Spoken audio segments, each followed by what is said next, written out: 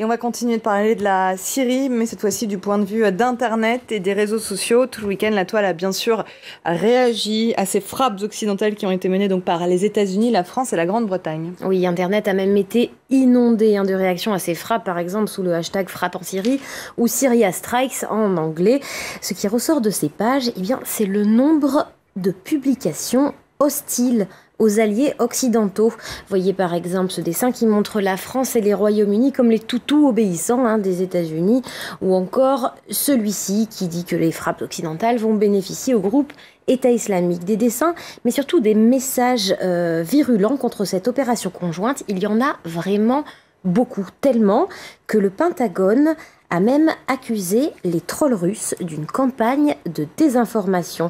Ces trolls, je vous le rappelle, ce sont ces personnes rémunérées donc par les autorités russes pour intervenir massivement sur Internet à coups de commentaires et de publications toujours en faveur de Moscou. Eh bien, pour Dana White, la porte-parole du Pentagone, les trolls russes auraient été particulièrement actifs dans les 24 heures qui ont suivi les frappes. Ils auraient même augmenté de 2000%. Sauf que voilà, ce cabinet de recherche américain spécialisé dans la désinformation sur Internet s'est livré à une analyse du trafic sur les réseaux sociaux sur ces mêmes 24 heures. Et résultat, selon eux, l'augmentation de 2000% ne peut pas être confirmé. Le cabinet d'analyse ne remet pas en cause l'action de ces trolls russes, mais pas dans les proportions évoquées par le Pentagone. Après analyse, il démontre qu'une grande partie des messages négatifs ont été rédigés par des commentateurs connus, américains, voire britanniques, ou encore par des sympathisants notoires du régime syrien.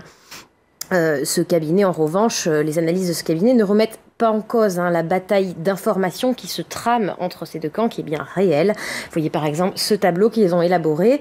On y voit le nombre de missiles touchés et le nombre de missiles interceptés selon les Alliés ou selon les Russes. Et vous voyez, il y a de grandes différences. Une guerre de l'information donc qui se joue en partie sur Internet.